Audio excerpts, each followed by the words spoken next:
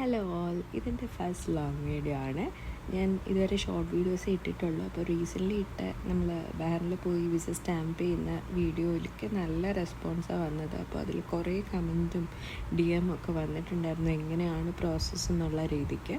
അപ്പോൾ ഹെൽപ്ഫുൾ ആവുമെന്ന് വെച്ചിട്ടാണ് ഞാൻ ഈ വീഡിയോ ഇടുന്നത്. അപ്പോൾ നമുക്ക് വീഡിയോ സ്റ്റാർട്ട് ചെയ്യാം.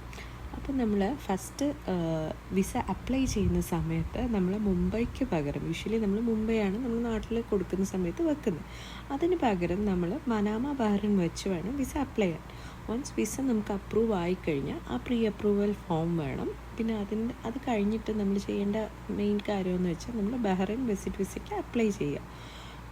അത് വിസിറ്റ് വിസയ്ക്ക് അപ്ലൈ ചെയ്ത് കഴിഞ്ഞാൽ ഒരു 2 to 4 ഡേയ്സിൻ്റെ ഉള്ളിൽ അത് നമുക്ക് എന്താണെന്ന് വെച്ചാൽ യൂഷ്വലി അപ്രൂവൽ കിട്ടും. ഇനി അഥവാ റിജക്ഷൻ ആണെന്നുണ്ടെങ്കിൽ നിങ്ങൾക്ക് ഏതെങ്കിലും ട്രാവൽ ഏജൻറ്റ് വഴി ചെയ്യിപ്പിക്കാം. അങ്ങനെ ചെയ്യുമ്പോൾ നമുക്ക് പെട്ടെന്ന് തന്നെ കിട്ടും. അപ്പോൾ നമ്മൾ അപ്ലൈ ചെയ്യുവാണെങ്കിൽ 100 റിയാലാണ് വരുന്നത്. അല്ല, ഇനി ട്രാവൽ ഏജൻറ്റ് ആകുമ്പോൾ അത് 150 റിയാലോ എബോ ഒക്കെ വരാം, അവരുടെ സർവീസ് ചാർജും കൂടെ കൂട്ടിയിട്ട്.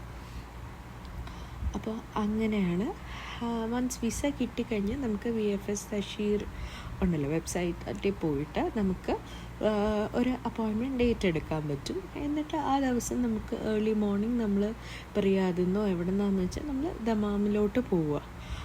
വൺസ് ദമാം എത്തിക്കഴിഞ്ഞ് കഴിഞ്ഞാൽ അവിടുത്തെ പാലം ഉണ്ടല്ലോ, കോസ്വേ, അവിടെ എത്തി അവിടെ നിന്ന് നമ്മൾ സൗദി അറേബ്യയിൽ നിന്ന് എക്സിറ്റായി ബഹറിനിലോട്ട് നമ്മൾ അവിടെ നിന്ന് എൻ്റർ ആവും.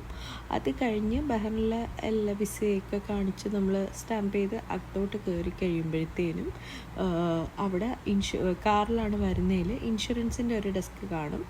അവിടെ നമ്മൾ ഒന്നുകിൽ ഓൺലൈനിൽ എടുക്കാം, ഇല്ലെങ്കിൽ അവിടെ നിന്ന് തന്നെ നമുക്ക് എടുക്കാൻ പറ്റും.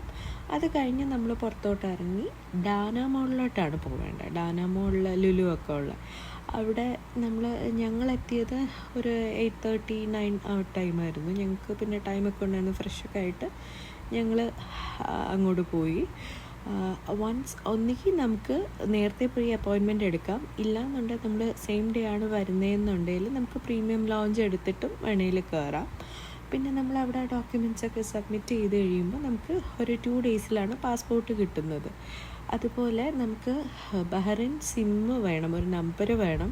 കാരണം ഇത് പാസ്പോർട്ട് എത്തിയിട്ടുണ്ട് എന്നൊക്കെ ഉള്ള ഡീറ്റെയിൽസ് SMS ആയിട്ടൊക്കെ വരാൻ വേണ്ടിയിട്ട്. അപ്പോൾ 2 ഡേയ്സ് കഴിഞ്ഞപ്പോൾ ഞങ്ങൾക്ക് പാസ്പോർട്ട് കിട്ടിയിട്ടുണ്ടായിരുന്നു. അത്രയേ ഉള്ളൂ.